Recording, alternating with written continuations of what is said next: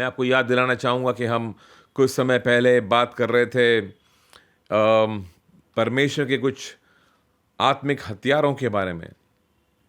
आत्मिक हथियार जो बाइबल हमें एनकरेज कर रही है उठाने के लिए, और ये शारीरिक हथियार नहीं है, ये मार धाड़ वाले हथियार नहीं है, लेकिन ये लोगों के विरुद्ध वाले हथियार नहीं है, क्योंकि हमारा जो मल युद्ध है इंसानों के साथ में नहीं है, लोगों के साथ में कोई झगड़ा नहीं है।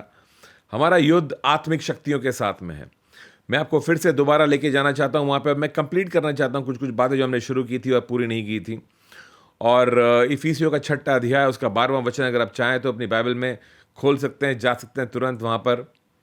क्योंकि हमारा ये मल युद्ध लहू और मांस से नहीं परंतु प्रधानों से है और अधिकारियों से और इस संसार के अंधकार के हाकिमों से और उस दुष्टता की आत्मिक सेनाओं से है जो आकाश में है। ये जो प्रधान और अधिकारी और संसार के अंधकार के हाकिम जो हैं, जो ये क्या बोलते हैं स्ट्रॉन्ग मैन जो है, ये जो मजबूत व्यक्तियों की बात चल रही है यहाँ पे, ये इंसान नहीं है, ये लहू और मांस नहीं है, ये दुष्टता की सेनाएं हैं, ये आत्माएं हैं, दुष्ट आत्माएं हैं जो आकाश में हैं। 13 वचन कहता है, इसलिए परमेश्वर के सारे हथियार बांध लो कि तुम बुरे दिन में सामना कर सको। बुरे दिन आने वाले हैं, उसमें सामना करना है। और सामना कैसे करते हैं? परमेश्वर के हथियारों से। परमेश्वर के हथियार लेकर हम दुष्ट आत्माओं का, दुष्टता की सेनाओं का सामना करते हैं। इनका सामना हम अपने ख्यालों से, विचारों से, अपनी ताकत से, समझ से, बुद्धि से, अक्ल से नहीं कर सकते हैं। परमेश्वर के हथियार चाहिए इनका सामना करने के लिए। And mind you, be careful, समझना इस बात को, अगर तुम हथियार लेकर जंग के मैदान में नहीं उतरोगे तो शैतान तुम पर वार करता रहेगा और तुम कभी ना कभी टूट जाओगे। एक ही है बचाव का तरीका, वो है हथियार लेकर मैदान में उतरना। तुम कब तक बचोगे उससे? क्योंकि कभी ना कभी वो तुम्हारा नाश करने आएगा, तुम्हारे सामने खड़ा हो जाएगा। जब कैंसर सामने खड़ा होता है तब लोग हथियार उठाने के बारे में सोचते हैं, लेकिन तब तक बहुत देर हो जाती है, क्योंकि तब तक आदत ही नहीं है, पता ही नहीं है हथियार कैसे चलाते हैं, प्रैक्टिस ही नहीं किया है, सीखा ही नहीं है, समझा ही नहीं है इन हथियारों के बारे में। इसलिए जब बुरा समय आता है तो लेकर के खड़े नहीं हो पाते हैं हम। इसलिए आज जो समस्या इतनी नहीं है हमारे सामने, आज से हम सीखना शुरू करें इन हथियारों के बारे में। इस 13 वचन में लिखा है, इसलिए परमेश्वर के सारे हथियार बांध लो कि तुम बुरे दिन में सामना कर सको और सब कुछ पूरा करके स्थिर रह सको। स्थिर रहना जरूरी है, अंत तक बने रहना जरूरी है। हमने शुरुआत तो जबरदस्त की है परमेश्वर के राज्य में, लेकिन क्या हम टिक सकते हैं अंत तक? मैं जानता हूं बहुत से गिर चुके हैं, बहुत से ठंडे पड़ चुके हैं, और बाइबल कहती है कि आने वाले समय में बहुत सारे लोग ठंडे पड़ जाएंगे। बहुतों का प्यार जो है यीशु के लिए ठंडा पड़ जाएगा। हम नहीं चाहते हैं कि ऐसा हो हमारे साथ में। खुद को जोश में रखेंगे, हथियारों को बांध लेंगे और अंत तक स्थिर रहेंगे हम। 14 वचन, इसलिए सत्य से अपनी कमर कसकर और धार्मिकता की झिलम पहनकर और पांव में मेल के सुसमाचार की तैयारी के जूते पहनकर। 3 बातें हमने पहले सीखी थी। एक था सत्य से अपनी कमर को कसना, दूसरा था धार्मिकता की झिलम को पहनना, और तीसरा था मेल के सुसमाचार की तैयारी के जूते पहनना। ये 3 हमारे हथियार के 3 हिस्से थे, 3 सेक्शंस, 3 आइटम थे जो कि बहुत ही जरूरी है हमारे लिए इस युद्ध में उतरने के लिए। सत्य का पट्टा आप समझ चुके हैं, ये पट्टा बहुत जरूरी है हर एक सैनिक के लिए। सच्चाई बहुत जरूरी है। हम झूठ लेकर झूठ का सामना नहीं कर सकते। शैतान झूठा है, झूठ का सामना झूठ से नहीं होता है। झूठ के ऊपर जीतना है तो सच बोलना होगा, और सत्य में जब हम चलेंगे तो हम जीतेंगे झूठ के ऊपर, यानी कि शैतान के ऊपर। आमीन। धार्मिकता की झिलम के बारे में हम जानते हैं। झिलम जो पहनते हैं, ब्रेस्ट प्लेट ऑफ राइचियसनेस बोलते हैं इसे। धार्मिकता की झिलम चेस्ट पे पहनी जाती है हृदय को बचाने के लिए। हम जानते हैं इस बात को कि हृदय को बचाना कितना ज़रूरी है। सारी इश्यूज जो हैं हृदय के ही होते हैं। दिल गलत जगह पे लग जाता है और सारी समस्याएं खड़ी हो जाती हैं। गलत बातें दिल में आके बस जाती हैं और एक गढ़ बन जाता है शैतान का, और यहीं पर सारी समस्या शुरू होती है। दिल को बचा के रखना कितना ज़रूरी है। नाराज़गी, गुस्सा, कड़वाहट, हृदय को बचाना ज़रूरी है इन चीज़ों से। अक्षमा, हृदय को बचाना ज़रूरी है इन चीज़ों से। And then it says over here, 16 वचन, विश्वास की ढाल लेकर स्थिर रहो, जिससे तुम उस दुष्ट के सब जलते हुए तीरों को बुझा सको। और आज हम विश्वास की इस ढाल के बारे में बात करने जा रहे हैं।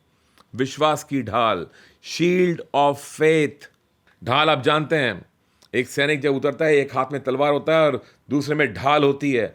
एक लोहे की या बड़े ऐसे मजबूत सी ढाल होती है, जिससे कि वो कोई उस पर वार करे तो अपनी ढाल को आगे कर देता है और बचाव उसका हो जाता है।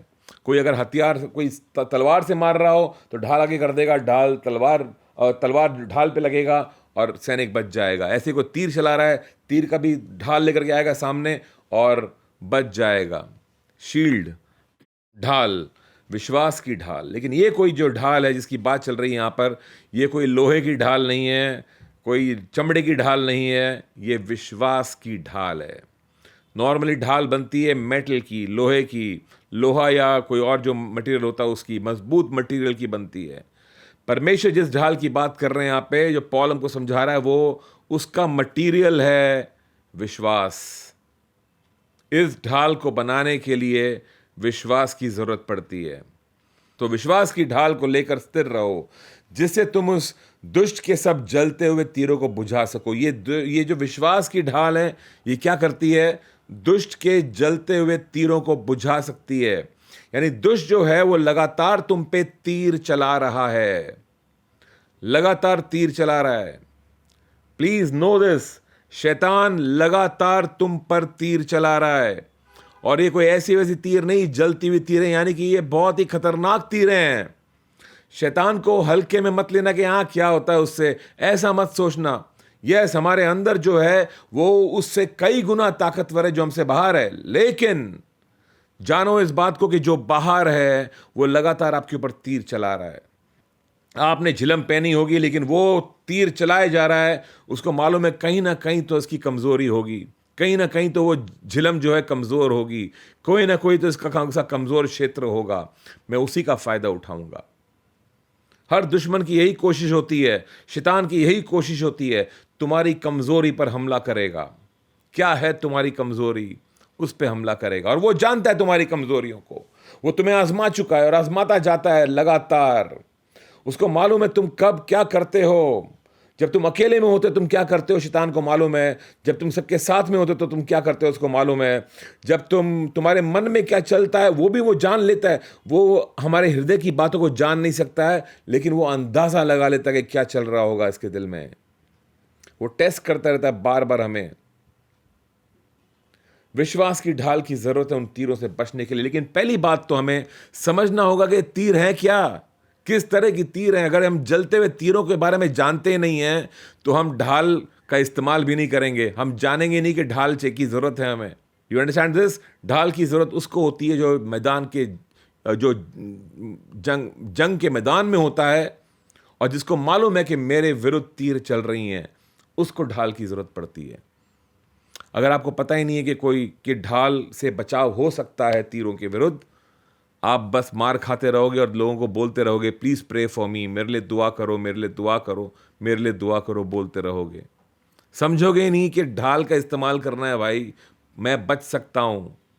और ऐसा नहीं कि हमको लोगों को नहीं बोल सकते दुआ करने के लिए, बोल सकते हैं, बोलना भी चाहिए, कोई गलत बात नहीं है, लेकिन ढाल का इस्तेमाल करना चाहिए। So let's try to understand. पहले समझने की कोशिश करेंगे जलते हुए तीर क्या है। अगर जलते हुए तीर को समझ जाएंगे तो ढाल का कैसे इस्तेमाल करना है वो भी समझ जाएंगे। So let's understand this. तीर क्या है ये? Now please understand one thing. तीर, जलता हुआ तीर जो शैतान मार रहा है तुम्हारे ऊपर, उसका उद्देश्य है तुम्हारा नाश करना। तीर का उद्देश्य होता है किसी की हत्या करना, किसी की जान लेना। यह तीर का उद्देश्य होता है। आप जानते हैं जंग में जब जब सैनिक होते हैं दोनों तरफ, तीर को मारता है तो वो दुश्मन को गिराने के लिए मारता है।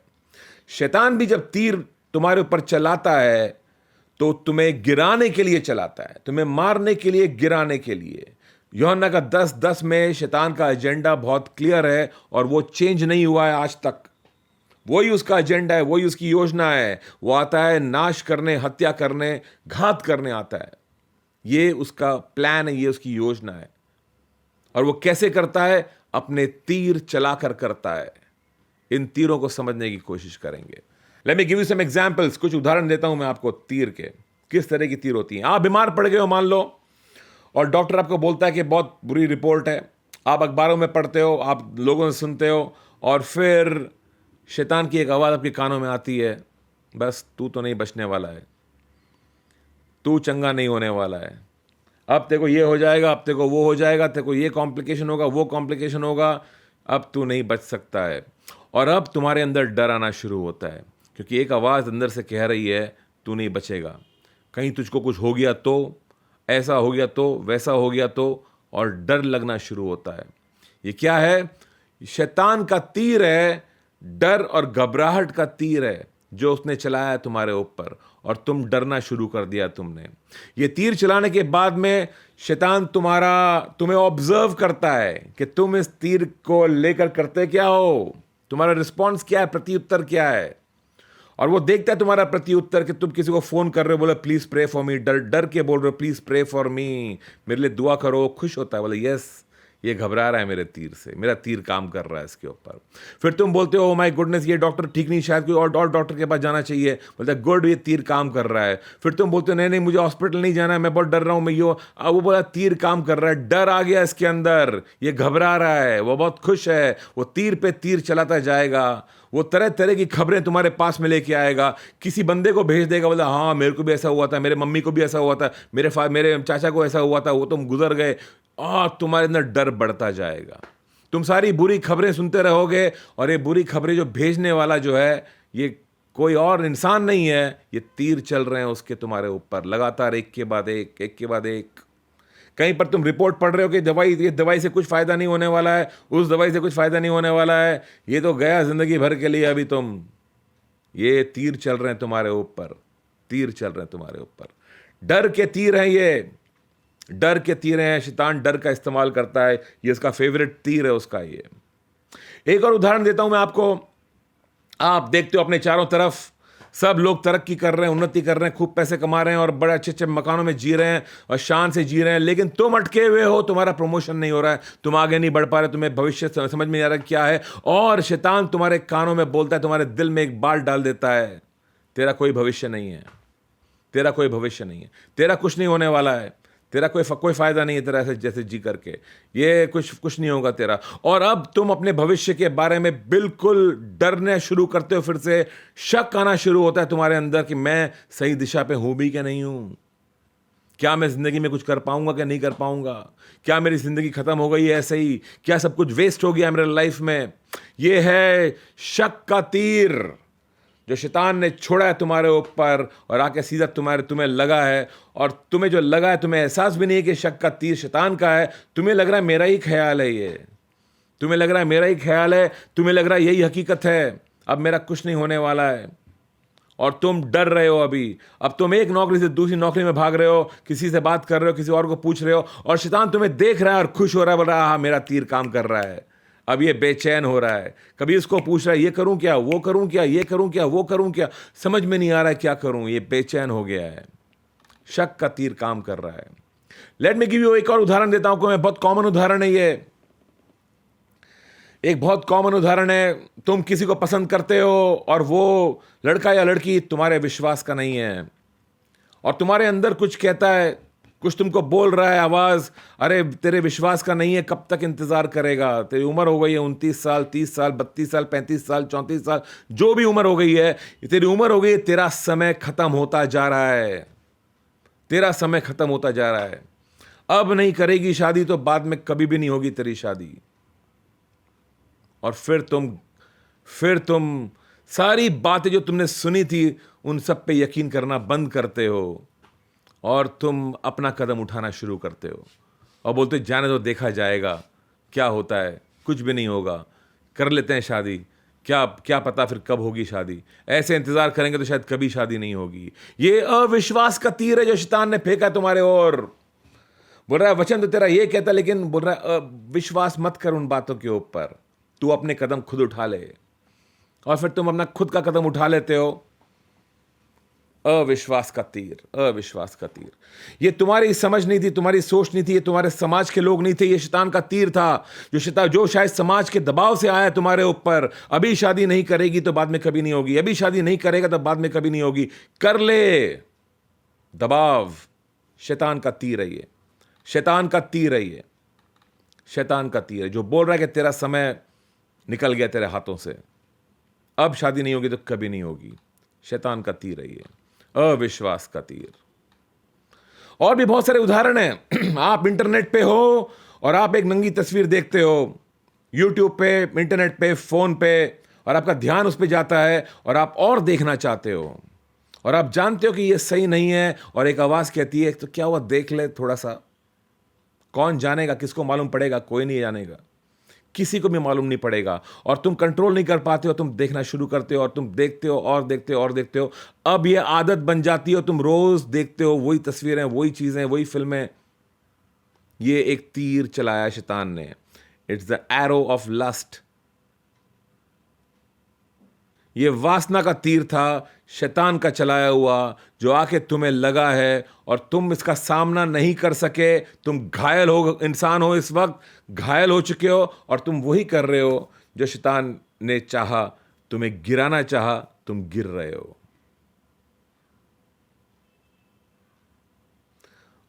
रोज चल रहे हैं ये तीर, ये बड़ी बड़ी बातों में चल रहे हैं, छोटी छोटी बातों में भी चल रहे हैं। तुम जानते हो तुमने कुछ गलत काम किया है, तुम जानते हो कि गलती तुम्हारी है, और तुम जानते हो कि तुम्हें क्षमा मांगनी चाहिए उस चीज के लिए जो तुमने गलत किया है, लेकिन अंदर एक आवाज बोलती है, अरे झूठ बोल के निकल जा, अपने नाम को बचा ले। अगर तू सॉरी बोलेगा तेरा नाम खराब हो जाएगा, तेरी नाक कट जाएगी। और फिर तुम क्या करते हो, अपने नाम को बचाने के लिए तुम झूठ बोलते हो और एक लंबा चौड़ा किस्सा बना देते हो और तुम अपने गुनाह को ढक देते हो। घमंड का तीर शैतान ने चलाया था तुम्हारे विरुद्ध। घमंड का तीर शैतान ने चलाया था तुम्हारे विरुद्ध, और तुमने वैसा ही किया जैसा वो चाह रहा था। और वो हंसता है इसको देख करके, चीज को देख के।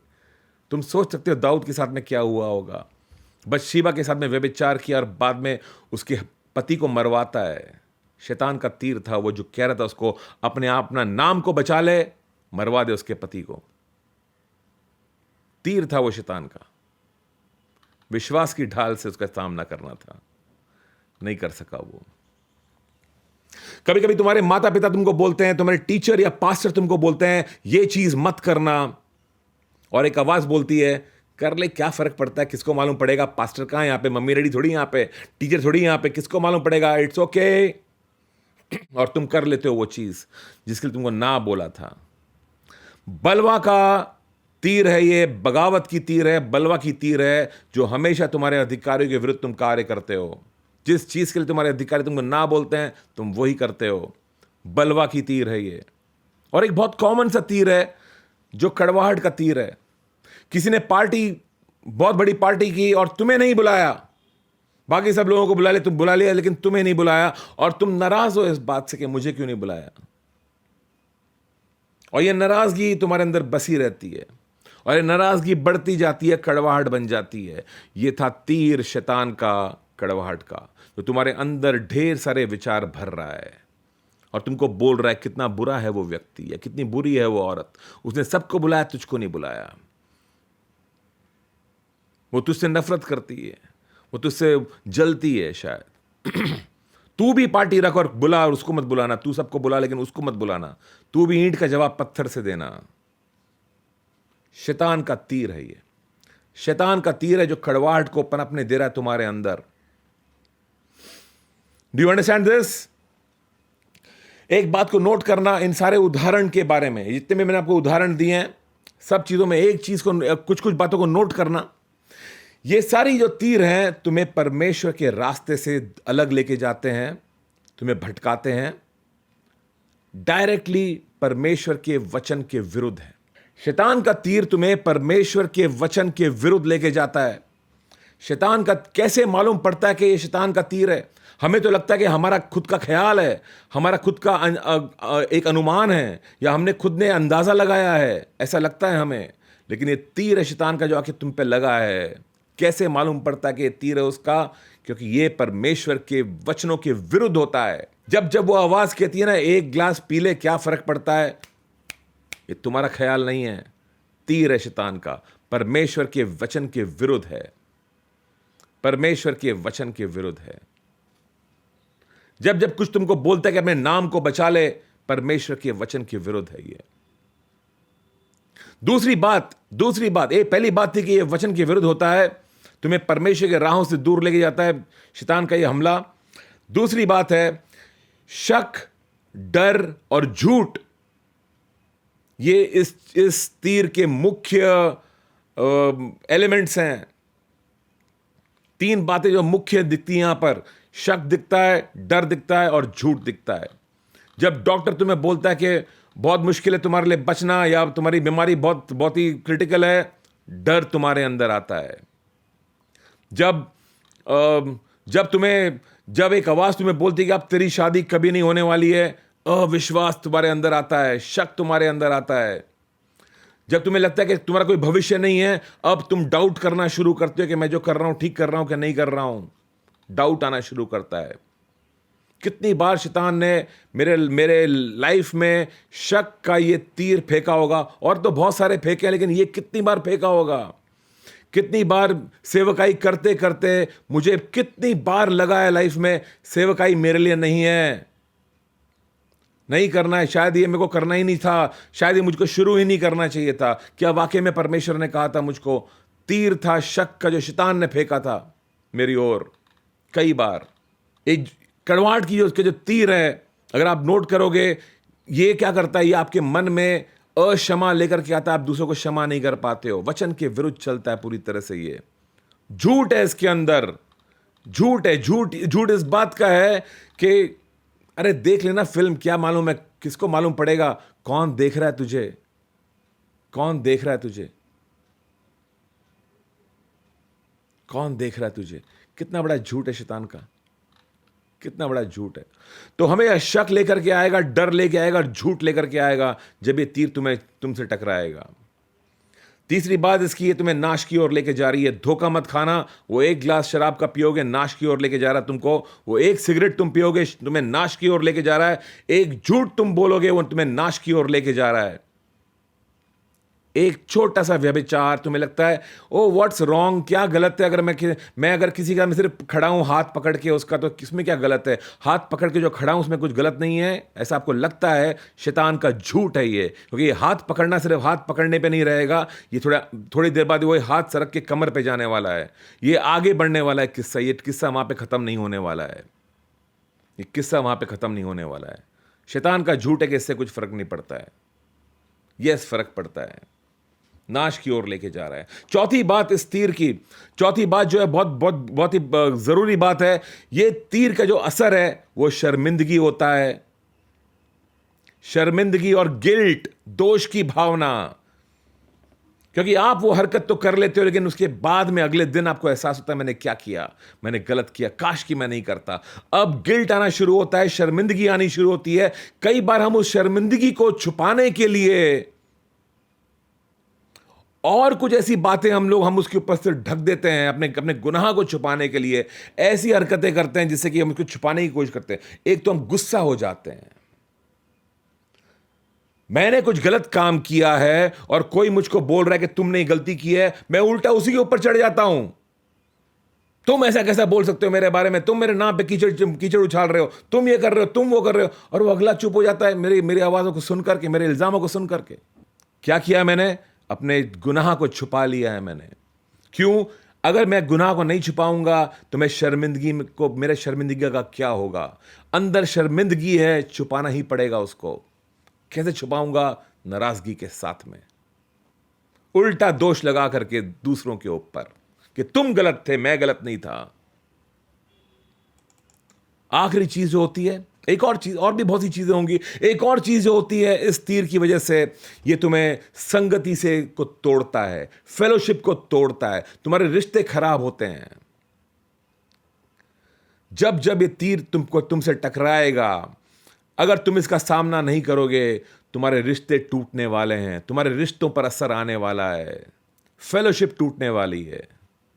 कौन है वो व्यक्ति जो आज व्यभिचार करके कल जाके लाइफ ग्रुप में बैठ सकता है? नहीं बैठ पाएगा, बहुत कठिन है उसके लिए। कब तक बैठेगा? बहुत कठिन है। कुछ समय के बाद में नजर चुराना शुरू करेगा लोगों से। कौन है वो व्यक्ति जो गाली गलौज करने के बाद में खड़ा होकर के हालेलुया प्रेज द लॉर्ड बोल पाएगा? बहुत देर तक नहीं कर पाएगा, शायद एक दो बार कर लेगा, फिर अंदर से झुंझलाएगा, अंदर तकलीफ होनी शुरू हो जाएगी, संगति टूटेगी। फिर इन तीर को समझने के लिए लेट्स अंडरस्टैंड, पहली बार जब शैतान ने यह तीर का इस्तेमाल किया था, बाइबल में एक किस्सा देखते हैं जब पहली बार शैतान ने इस तीर का इस्तेमाल किया था। एंड ऑलवेज रिमेंबर, जब भी मैं पहली बार बोलता हूं बाइबल में, उसका मतलब होता है उत्पत्ति की किताब। बाइबल में जो भी पहली बार हुआ है उत्पत्ति की किताब में ही मिलेगा आपको first time. Let's go to the book of Genesis. उत्पत्ति की किताब में जाते हैं। जेनेसिस 3, उत्पत्ति का 3रा अध्याय 1 से लेकर 5 पढ़ रहा हूं, ध्यान से फॉलो करना अपनी बाइबल्स में। पहला वचन कहता है, यहोवा परमेश्वर ने जितने बनेले पशु बनाए थे उन सब में सर्प धूर्त था। उसने स्त्री से कहा, क्या सच है कि परमेश्वर ने कहा है कि तुम इस वाटिका के किसी वृक्ष का फल न खाना? क्या हो रहा है यहां पे? शैतान अपना ग्राउंड सेट कर रहा है। अब वो तीर चलाने वाला है, वो अपनी सेटिंग कर रहा है। उसने देख लिया है किस पे हमला करना है, हव्वा पे हमला करना है। हव्वा को उसने पाया अकेला, बोला ओके इस पे हमला करूंगा मैं, और अब वो अपने हमले को तैयार कर रहा है, पूरा समा बांध रहा है हमले की तैयारी करने के लिए। ऐसे कोई समा बांधता है वो हमारे साथ में भी। कभी कभी अकेले हैं हम घर पे, बोर हो रहे हैं। बोर तो नहीं हो रहे हैं, करने के लिए बहुत कुछ है, लेकिन अंदर शैतान ख्याल डाल रहा है तू बोर हो रहा है, तू अकेला है, तुझे कुछ करने की ज़रूरत है। कभी कभी तुम्हें यूट्यूब पे लेके जाता है, कभी कभी तुम्हें बहकाता है, पोर्नोग्राफी में फंसा देता है। समा बांधता है पहले, वो करने से पहले ग्राउंड सेट करता है पहले, और फिर हमला करता है अपना। पहले तुम्हारे पड़ोसी के मन में डाल देगा कि इसको पार्टी में मत बुलाना, ये तो अच्छा व्यक्ति नहीं है। फिर तुम्हें आके बोलेगा, देख उसने तेरे को पार्टी में नहीं बुलाया। पहले समा बांधेगा, फिर तुम पे हमला करेगा। आप समझ रहे हो इस बात को? इट्स नॉट ट्रू कि वो व्यक्ति ने तुम्हें पार्टी में नहीं बुलाया, लेकिन सच्चाई तो यह है कि उस व्यक्ति पर भी शैतान ने हमला किया है। अपना तीर उसने चलाया उसके ऊपर, और फिर अपना तीर चला रहा है तुम्हारे ऊपर। जैसे तुम पे हमला कर रहा है, वैसे वो सब पे हमला कर रहा है लगातार। यहां पर शैतान क्या कर रहा है? वो बोल रहा है, वो आके बोलता है, वो जानता है क्या बातचीत हुई है परमेश्वर और स्त्री के बीच में, और आदम और हव्वा और परमेश्वर के बीच में। परमेश्वर ने कहा, ये वाटिका है तुम्हारे लिए है, सारे जो यहाँ पे फल लगे तुम्हारे लिए, सब खाना, सिर्फ इस पेड़ का फल मत खाना। और परमेश्वर ने कहा, अगर तुम खाओगे तो तुम मर जाओगे।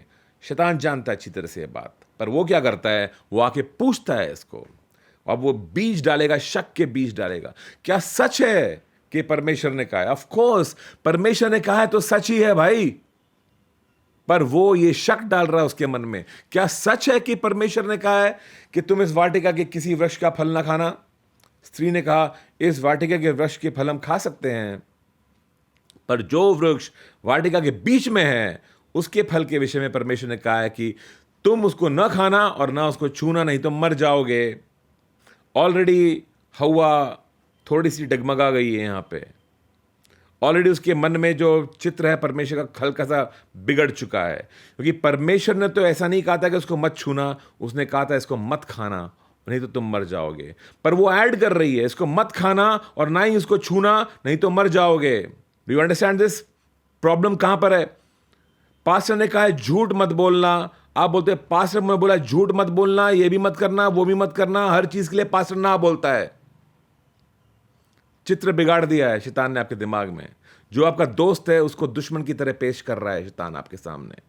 हमला है उसका आपके ऊपर। पास्टर का इंतजार करेगा तो जिंदगी भर कुंवारा बैठा रहेगा, कुंवारी बैठी रहेगी।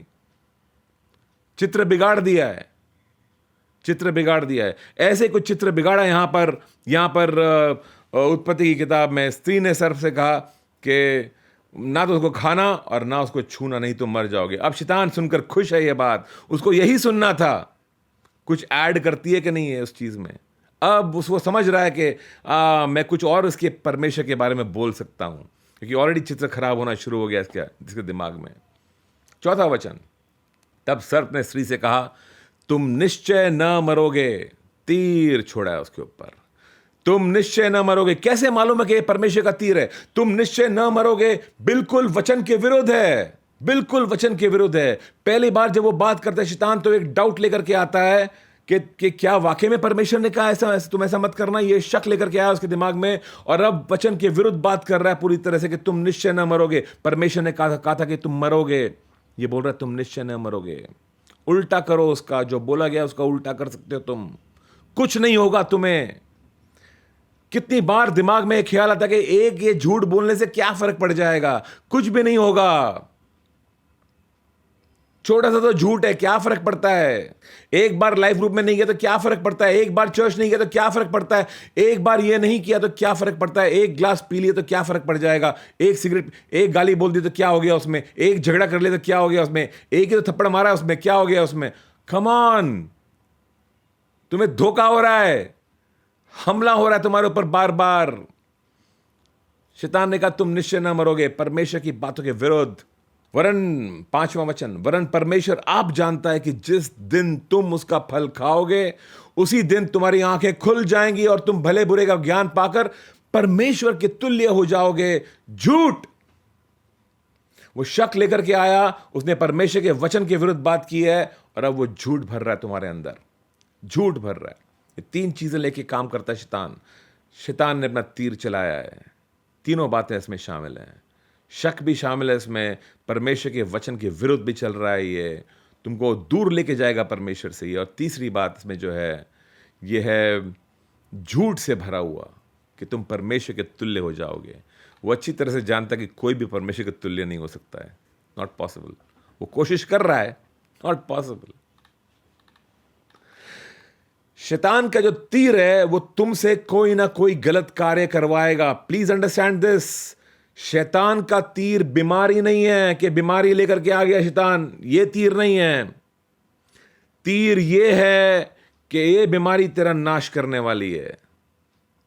तीर ये है, तीर चल रहा है तुम्हारे दिमाग के अंदर, तीर चल रहा है तुम्हारे मन में चल रहा है। गरीबी तीर नहीं है शैतान का कि गरीबी लेके आ गया तुम्हारे जीवन में, लेकिन ये गरीबी से तू बाहर नहीं निकल पाएगा, ये तीर है शैतान का। Do you understand this? परमेश्वर ने कहा जल तुझे डुबा नहीं सकेगा, आग तुझे जला नहीं सकेगी।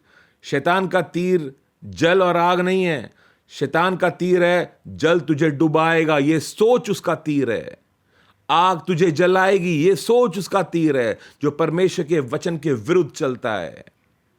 हर जो बात परमेश्वर बोलता है तुम्हारे हित में, तुम्हारे फायदे में, शैतान उसके विरुद्ध बात करता है। शैतान का तीर है वो सोच शैतान का तीर है। हम धोखे में हैं, बीमारी आती है, हम बोलते हैं ओ शैतान ने अपना कार्य किया है। शैतान ने ये कार्य नहीं किया है। शैतान का, बीमारी भी शैतान के द्वारा आती है, पर उससे बड़ी जो समस्या हमारी ये है, वो ये है कि वो हमें कहता है ये बीमारी की वजह से तू अब नहीं कर पाएगा कुछ भी, ये गरीबी की वजह से तू अब नहीं कर पाएगा, सेवकाई तेरे लिए नहीं है, अच्छा भविष्य तेरे लिए नहीं है। ये झूठ है शैतान का। This is the lie of the devil. कैसे इस तीर का सामना करते हैं? इस तीर का सामना करना आसान नहीं है। I mean think about it. Doctor की एक रिपोर्ट आई है, अब एक तीर दिख रहा है आपको जो बोल रहा है तुम्हारा कुछ भी नहीं होगा, अंदर भी आवाज करी कुछ नहीं होगा, सामना कैसे करोगे? एक सेकंड ओपिनियन लेके सामना नहीं कर पाओगे, फिर से चेकअप करा के सामना नहीं हो पाएगा, इस डॉक्टर के पास नहीं जाऊं उस डॉक्टर के पास जाऊं, सामना इससे भी नहीं हो पाएगा। सामने के लिए तुमको चाहिए वो चीज जो इस झूठ को तोड़ती है, जो झूठ को तोड़ती है, जो झूठ तुम्हें कह रहा है कि तेरा कुछ भला नहीं होगा। इस झूठ को तोड़ने के लिए तुम्हें सत्य की जरूरत है, और सत्य मिलता है परमेश्वर के वचन में, और वचन से आता है विश्वास, और विश्वास से बनती है ढाल, और ये ढाल है जो शैतान के तीर का सामना करती है। Do you understand this? समझ रहे हैं इस बात को आप? समस्या यह नहीं है कि मैं गरीब हूं, समस्या यह नहीं है कि मैं गरीब हूं, समस्या यह है कि मैं अपने आप को गरीब समझता हूं। अगर मैं इस झूठ को का सामना कर लूं कि मैं गरीब हूं, इस झूठ का अगर मैं सामना कर लेता हूं दिमाग में अपने परमेश्वर के सत्य से, तो मैं जीतता हूं, आपके जेब में वो व्यक्ति जो खुद को गरीब बोलता है, तुम्हारी जेब में 1,000 रुपए होंगे तो भी आप गरीब बोलोगे अपने आप को, 10,000 होंगे तब भी गरीब बोलोगे आप अपने आप को, आपके पास लाख रुपए क्यों ना हो जाए फिर भी आप गरीब ही बोलोगे अपने आप को, क्योंकि तुम्हारी सोच गरीबों वाली सोच है और तुम उसी गरीबी में जियोगे हमेशा, बिकॉज शैतान ने भर दिया तुम्हारे अंदर वो झूठ कि तू गरीब है, तू गरीब है, तू गरीब है। कैसे सामना करते हैं? आई मीन किसी ने पार्टी रखी है और तुमको नहीं बुलाया है, तुम कैसे सामना करोगे इसका? कड़वाहट बढ़ रही है तुम्हारे अंदर, कैसे सामना करोगे तुम इसका? तुम इसका सामना इस चीज से नहीं कर सकते हो कि ठीक है मैं भी एक पार्टी रखूंगा और मैं तुझको नहीं बुलाऊंगा। रख के देख लो पार्टी और मत बुलाओ उसको, फिर भी कड़वाहट तुम्हारे अंदर रहेगी। तीर ने अपना काम कर दिया है, कड़वाहट नहीं बुझने वाली है, जलता हुआ तीर है ये, अंदर सुकून नहीं मिलने वाला है। तूने मेरे बारे में फेसबुक पे ऐसा लिखा, मैं भी तेरे बारे में फेसबुक पे ऐसा लिख दूंगा। आग नहीं बुझने वाली है, आग नहीं बुझने वाली है। It's not going to help.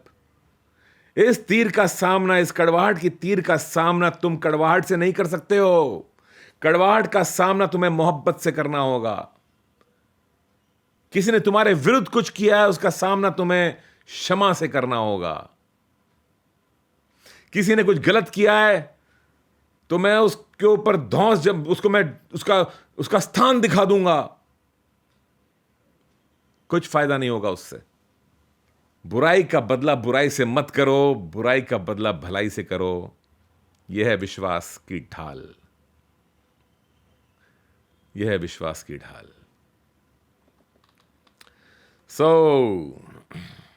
Internet पे अटक गया हूं मैं, नंगी तस्वीरें देख रहा हूं, पोर्नोग्राफी में डूबा हुआ हूं और बाहर निकलने का रास्ता नहीं दिख रहा है, और झूठ बोल रहा है कि देख ले कुछ नहीं होता है इससे, कुछ नहीं होता है इससे, आखिरी बार चल ठीक है, और मुझे लग रहा है कुछ नहीं होता और मैं जंजीरों में जकड़ चुका हूं शायद। इसका सामना कैसे करेंगे? इसका सामना इससे नहीं होगा कि ठीक है कल से नहीं देखूंगा मैं ये वो शराबी की तरह जो बोलता है कल से नहीं पीऊंगा मैं। हर शराबी बोलता है कल से नहीं पीऊंगा, हर पोर्नोग्राफी का एडिक्ट बोलता है कल से नहीं देखूंगा। हमेशा कल पे टाल देते हैं।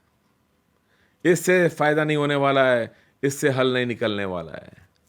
लेकिन कैसे हल निकलेगा? इससे निकलेगा हल विश्वास की ढाल से। विश्वास जो आता है परमेश्वर के वचन से। वचन कहता है मेरा परमेश्वर मेरे साथ में है, वो मुझे कभी भी नहीं छोड़ेगा, कभी भी नहीं त्यागेगा। अगर मैं वाकई में इस बात पे विश्वास करता हूं कि परमेश्वर मेरे साथ में है हमेशा, मुझे कभी नहीं छोड़ेगा, कभी नहीं त्यागेगा, अगर मैं वाकई में इस बात पे विश्वास करता हूं और अगर मैं इस विश्वास में बढ़ता जा रहा हूं और मैं प्रभु को बोल रहा हूं मुझे एहसास दिला तेरी मौजूदगी का हमेशा, तो जब मैं YouTube पे जाऊंगा तो एक आवाज अंदर से बोलेगी संजय बंद कर दे उसको, मत देख, तेरे को जरूरत नहीं है इसकी। और जब मैं उस आवाज की बात सुनूंगा, मैं उस जलते हुए तीर का सामना करूंगा। जलते हुए तीर का सामना करने के लिए हमें विश्वास की ढाल चाहिए। विश्वास आता है परमेश्वर की आवाज को सुनकर आता है, मसीह की आवाज को सुनकर आता है। और जब मसीह की आवाज को मैं सुनता हूं और उसके ऊपर चलता हूं, मैं हर एक तीर का सामना कर सकता हूं। मैं गरीबी का भी सामना कर लूंगा, अभी मैं बीमारी का भी सामना कर लूंगा, मैं नशे का भी सामना कर पाऊंगा, मैं वासनाओं का सामना कर पाऊंगा, मैं घमंड का सामना कर पाऊंगा, बलवे का सामना कर पाऊंगा, कड़वाहट का सामना कर पाऊंगा, सब चीजों का सामना कर पाऊंगा अगर मैं विश्वास की ढाल का इस्तेमाल करता हूं। कैसे करते हैं इस विश्वास की ढाल का इस्तेमाल? वेल, वेरी सिंपल, बहुत कॉम्प्लिकेटेड नहीं है और मैं इसको बहुत कॉम्प्लेक्स नहीं करना चाहता हूं, सिंपल रखना चाहता हूं। रोमियो का 10 और 17, अतः विश्वास सुनने से और सुनना मसीह के वचन से होता है। अगर मुझे विश्वास की ढाल का इस्तेमाल करना है तो मुझे विश्वास की जरूरत पड़ेगी, क्योंकि विश्वास मेरे पास में होगा तो मैं उसी से ढाल बनाऊंगा। अगर लोहा मेरे पास में तो लोहे की ढाल बनेगी, अगर विश्वास मेरे पास में तो विश्वास की ढाल बनेगी। विश्वास आने के लिए क्या करना पड़ेगा? लोहा तो मैं मार्केट में जाके खरीद सकता हूं, विश्वास कहां से आएगा? विश्वास आएगा, बाइबल कहती है बहुत साफ, विश्वास आता है सुनने से, और सुनना मसीह के वचन से होता है। जब शैतान हमला करेगा, मुझे विश्वास की ढाल की जरूरत पड़ेगी। उसके लिए मुझे क्या करना पड़ेगा? मुझे मटेरियल की जरूरत पड़ेगी। मटेरियल कहां से आएगा? सुनने से आएगा। और सुनूंगा क्या? परमेश्वर की बातें सुनूंगा, मसीह की आवाज को सुनूंगा, बाइबल को सुनूंगा। प्लीज अंडरस्टैंड, आज अगर युद्ध में हूं, मैं शारीरिक युद्ध में हूं और दुश्मन मेरी तरफ बढ़ रहा है, और मैं देख रहा हूं अरे दुश्मन आ रहा है और तीर लेकर के आ रहा है, तीर कमान बो और एरो लेकर के आ रहा है मेरी तरफ, मेरे को मारने वाला है।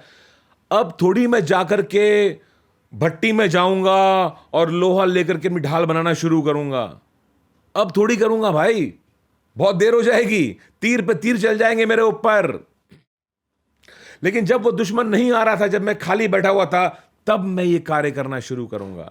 जब मैं बहुत बिजी था, अपने खेतों को जो रहा था, जब मैं अपने काम पे जा रहा था, अपने ऑफिस में बैठा था, दफ्तर में जा रहा था, अपना काम काज कर रहा था, पार्टियों में जा रहा था, यहां वहां, ये सब चीजें जब मेरे को ऑक्यूपाई करके रखी हुई थी, ये शैतान का की सेटिंग थी। मुझको इतना बिजी कर दिया उसने कि मेरे पास मटीरियल ही नहीं होगा ढाल बनाने का। काम में बिजी हो गया हूं, मैं थक गया हूं काम से घर पे आकर, अब तो बस टीवी देखूंगा, खाना खाऊंगा, सो जाऊंगा, खत्म। ढाल बनाने का मटेरियल जमा करने का टाइम नहीं है मेरे पास। और शैतान खुश है इससे, बार बार तुम्हें यही बोलता है वो, तेरे पास टाइम नहीं है, तेरे पास टाइम नहीं है, तेरे पास टाइम नहीं है। किसने कहा तुमको तेरे पास टाइम नहीं है? शैतान ने कहा। झूठा है वो, क्योंकि टाइम है तुम्हारे पास में, टाइम है तुम्हारे पास में। और वो मसीह को तुम बोल सकते, प्रभु टाइम निकाल के दे मुझको, मैं ढाल बनाना चाहता हूं। और वही मसीह तुम्हारी सहायता करेगा और तुम्हें समय निकाल के देगा ताकि तुम बैठ सको परमेश्वर के चरणों में और मटेरियल जमा कर सको। मटेरियल यानी कि विश्वास कैसे आता है? सुनने से। और सुनना किससे? मसीह के वचनों में से। तुम्हें क्या लगता है कि वो जो 15 मिनट का हमने सुबह सुबह जो प्रार्थना की और वचन पढ़ा 15 मिनट के लिए, क्या वो काफी है तुम्हारे ढाल को बनाने के लिए? तुम्हें क्या लगा कि काफी होगा? नहीं काफी है। तुम जानते नहीं हो हमला कितना बड़ा होने वाला है, तुम जानते नहीं हो कितना बड़ा तीर तुम्हारे विरुद्ध आने वाला है। तुम कितनी तैयारी करोगे? क्या तुम एक इतनी सी ढाल लेके जाओगे, छोटी सी, उसके सामने छोटा सा ढाल? कुछ लोग वो लेके घूम रहे हैं, बच्चों वाली ढाल। शैतान बोला क्या क्या लेके आया, ये तो मैं ऐसे कर दूंगा खत्म इसको। तुम्हें एक जबरदस्त बड़ी ढाल चाहिए। कैप्टन अमेरिका देखा है आप लोगों ने कभी? कैप्टन अमेरिका के बारे में जानते हैं आप लोग? नहीं जानते? अपने बच्चों को पूछना कैप्टन अमेरिका के बारे में। कुछ बच्चे होंगे तो आस पड़ोस में पूछना कैप्टन अमेरिका कौन है, उसकी ढाल कैसी है। जबरदस्त ढाल है उसकी, जबरदस्त ढाल है। और जिस मटेरियल की बनी है उसकी ढाल, वो मटेरियल बहुत लिमिटेड है दुनिया में, और वो ज्यादा से ज्यादा उतना ही इतने उसकी ढाल बनी हुई है। आई मीन वो भी जानते हैं ढाल की वैल्यू क्या है। दुनिया के लोग भी जानते हैं ढाल की वैल्यू क्या है। We must know the value, हमें वैल्यू मालूम होनी चाहिए। आप गिरने वाले हो, कौन सा क्षेत्र है जिसमें आप बार बार गिरते हो? कुछ लोग गुस्से की वजह से बार बार गिरते हैं, कुछ लोग व्यभिचार में बार बार गिरते हैं, कुछ लोग नशे की वजह से गिरते हैं, कुछ लोग पैसों की वजह से गिरते हैं, कुछ लोग बस आलसी हैं गिरते हैं, कुछ लोग बस उनके दिमाग में हमें कोई स्कीम चलती रहती है हमेशा, ये गिर रहे हैं लोग, अपने उद्देश्य को पूरा नहीं कर पा रहे हैं। क्यों? ढाल नहीं है तुम्हारे पास में। एक ढाल की जरूरत है तुम्हें खुद को बचाने के लिए शैतान के इस झूठ से। सत्य, सत्य चाहिए तुम्हें। सत्य बाइबल में से आता है, परमेश्वर की बातों से आता है। जब बातों को सुनते हैं हम मटेरियल जमा करते हैं हमारे अंदर, विश्वास बढ़ता है हमारे अंदर, और इसी विश्वास की एक ढाल बनती है। जब वो डॉक्टर बोलता है तेरा कुछ नहीं होने वाला है, अब हम उसका सामना करते हैं। ठीक ऐसे एक उदाहरण दिया यीशु ने हमें, कैसे विश्वास की ढाल बना करके उसका सामना करते हैं। मत्ती के 4 अध्याय में मिलेगा यीशु मसीह की विश्वास की ढाल। 4th chapter ऑफ मैथ्यू, पहले वचन से पढ़ रहा हूं, पहले 4 वचन सुनना ध्यान से, आप समझ जाओगे परमेश्वर ने कैसे इस ढाल का इस्तेमाल किया, और आप भी वैसा ही करना। तब आत्मा यीशु को जंगल में ले गया ताकि इब्लिस से उसकी परीक्षा हो। हर एक तीर जो आपकी तरफ आ रहा है आपका इम्तिहान है। Understand this. शैतान के तीर आपका इम्तिहान है। परमेश्वर शैतान को इजाजत दे रहा है तुम पे तीर चलाने की। तुम्हारा नाश नहीं चाहता है परमेश्वर, वो चाहता है कि तुम सीखो अपनी विश्वास की ढाल का इस्तेमाल करना। शैतान तुम्हारा नाश चाहता है, परमेश्वर तुम्हें बचाना चाहता है और तुम्हें जय दिलाना चाहता है।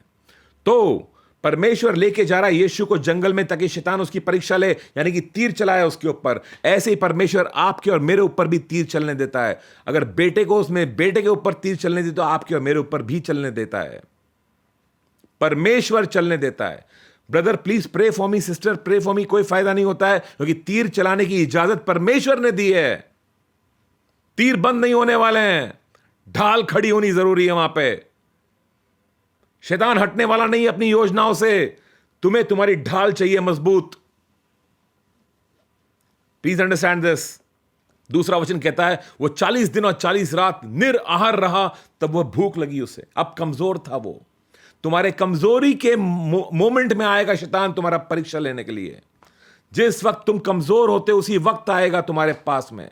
जिस वक्त तुम नाराज हो उसी वक्त वो आएगा तुम्हारे पास में। 2-3 गालियां निकाल दे मुंह से, उसी वक्त तीर चलाएगा तुम्हारे ऊपर वो। जिस वक्त तुम कमजोर हो। कभी कभी हम खुद अपनी कमजोरी बन जाते हैं और हम पूरे शैतान को मौका देते हैं। आप जानते हो आपको उस लड़की या उस लड़के के साथ में अकेले फिल्म देखने नहीं जाना चाहिए, लेकिन फिर भी आप जाते हो। आपको मालूम है कि आपको किसी औरत या किसी आदमी के साथ में अकेले एक कमरे में नहीं होना चाहिए, लेकिन फिर भी आप करते हो। आप क्या कर रहे हो? आप अवसर दे रहे हो शैतान को। अवसर दे रहे हो तीर चलाने के लिए। बोल रहे हो मेरी ढाल वाल गई, दे तीर, मैं हूं यहां पे, मार दे। फिर कहते हैं गलती हो गई। गलती नहीं हुई, आपने होश और हवास में किया था, पूरे होश में किया था आपने जो भी किया। 40 दिन और 40 रात निराहार रहा, भूख लगी, अब कमजोर था। तब परखने वाले ने पास आकर उससे कहा, यदि तू परमेश्वर का पुत्र है तो कह दे कि ये पत्थर रोटियां बन जाएं। अगर तू परमेश्वर का पुत्र है तो बोल, कर दे चमत्कार। यीशु जानता है कि जो अभिषेक उसके ऊपर है वो पत्थरों को रोटी बनाकर अपनी लालसा को पूरा करने के लिए नहीं है। जो अभिषेक तुम्हारे ऊपर है पैसे कमाने के लिए नहीं है ताकि मैं पैसे बनाकर अपना घर बना लूं। जो अभिषेक तुम्हारे ऊपर है वो तुम्हारे फायदे के लिए नहीं है। जो अभिषेक तुम्हारे ऊपर है वो कलीसिया की सेवा के लिए है। यीशु जानता है इस बात को, लेकिन शैतान कितना चतुर है। बोलता है अपने अभिषेक का इस्तेमाल कर अपने ही जेब भरने के लिए, अपना पेट भरने के लिए। लेकिन जीसस विश्वास की ढाल मजबूत है। मुझे जरूरत नहीं है खुद का इंतजाम करने की। कितने लोग हैं जिनको ऐसा लगता है कि मेरा इंतजाम मुझको ही करना पड़ेगा, कोई नहीं है मेरा। जीसस नो, मेरा खुदा है, मुझे मेरा इंतजाम करने की जरूरत नहीं है। और जवाब देता है, वहां पे लिखा है मनुष्य केवल रोटी से नहीं परंतु हर एक वचन से जो परमेश्वर के मुख से निकलता है जीवित रहेगा। उसने सामना किया विश्वास की ढाल से। विश्वास की ढाल जो कि वचन खुद है। वचन लेकर के आ गया सामने। उसने बोला नहीं, तू जो तीर चला रहा है ये देख वचन। ऐसे उसने सामना किया। हम भी वैसा कर सकते हैं। जब वो रिपोर्ट आती है बोलती है अब तेरा कुछ नहीं होने वाला है, अब तू मरने वाला है, तू बीमार है, बीमारी तेरे को लेके जाएगी, तुम बोल सकते हो कि जो भी हथियार मेरे विरुद्ध बने एक भी कामयाब नहीं होगा। तुम भी वचन लेके जा सकते हो सामने, ढाल लेके जा सकते हो तुम। जब कोई तुमको बोलता है कि कोई तेरा प्रमोशन नहीं हो रहा है, तेरा कोई भविष्य नहीं है, तेरा कुछ भला नहीं होगा, तुम उस ढाल को खड़ा कर सकते हो वहां पे और तुम कह सकते हो परमेश्वर के पास में एक योजना है मेरे भविष्य की, मेरे उज्जवल भविष्य की। वो जो कल्पनाएं मेरे बारे में करता है वो जानता है उनको, और वो मेरे भले की कल्पनाएं हैं। तुम वचन सुना सकते हो उस आवाज को जो बोल रही है तेरा कोई भविष्य नहीं है यहां पे। जब कोई तुमको आवाज बोल रही है कि नहीं शादी कर ले, तेरा टाइम खत्म हो रहा है, तुम कह सकते हो उसको, वचन की ढाल तुम सामने खड़ी कर सकते हो, बोल सकते हो परमेश्वर अपने समय पर सब चीजों को खूबसूरत बनाता है। अपने समय पर, मेरे समय पर नहीं, दुनिया के समय पर नहीं, 30 साल के समय पर नहीं, अपने समय पर। जब तुम इंटरनेट पे हो तुम खुद को बोल सकते हो कि नहीं नहीं नहीं नहीं, मेरा परमेश्वर मेरे साथ में है इस वक्त, वो देख रहा है मुझको, कोई और देखे ना देखे। तुम अपने घमंड की जब जब घमंड का तीर चलाए तुम्हारे विरुद्ध, तो तुम कह सकते हो यस, मैं नम्र रहूंगा, क्योंकि नम्र लोगों को परमेश्वर उठाता है और घमंडियों को परमेश्वर ही गिराता है। मैं अपने नाम को बचाने की कोशिश नहीं करूंगा। मैंने गलती की है, मैं क्षमा मांगूंगा उस गलती के लिए। मैंने बलवा किया है, मेरे माता पिता के विरुद्ध वचन की ढाल को मैं खड़ा कर सकता हूं। मेरे सारे दोस्त बोल रहे हैं, क्या फर्क पड़ता है, बोल दे मम्मी डैडी को, क्या देखा जाएगा, क्या क्या कर लेंगे मम्मी डैडी की, उनको क्या मालूम पड़ेगा। मैं कहूंगा नहीं, honour your father and mother, विश्वास की ढाल खड़ा करूंगा मैं। माता पिता का आदर कर। Do you understand this? हम सामना कर सकते हैं, हम सामना कर सकते हैं, शैतान का सामना कर सकते हैं, उसकी हर एक युक्ति का सामना कर सकते हैं, विश्वास की ढाल को लेकर। इसकी जरूरत पड़ेगी, क्योंकि हर वक्त वो तुमको गिराना चाहेगा, हर पल तुम्हें गिराना चाहेगा। तुम्हें इस विश्वास की ढाल की जरूरत पड़ेगी।